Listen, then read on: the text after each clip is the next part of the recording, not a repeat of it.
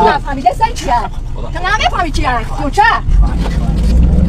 من کنون شده؟ یعنی کنتی و دلبایی و برای تاری نکنی در روشم ببینه. بداخلاقی این زن ببینه.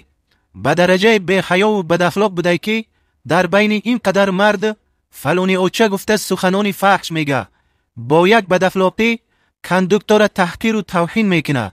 نخوا زنهای مسلمان تاجیک تا همین درجه را فحشگو و بی‌حیا شده باشند که در بین مردها فحشگویی کنند.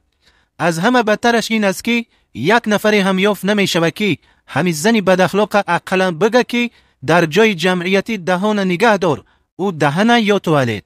همین که مردها تماشا کرده ششتیان. به غیرتا دهانتان شکسته که گپ نمیزنی. کنی غیرت و ناموس شما. هر کسی همین خیل بداخلاقی را ببینه و دم نزنه او هم در گناه شریک است. این نتیجه خواب کردن ما و شما است. خواب کردیم که این هم خیل بداخلاقا زیاد شدن. حالا از این بدترش را هم انتظار شده.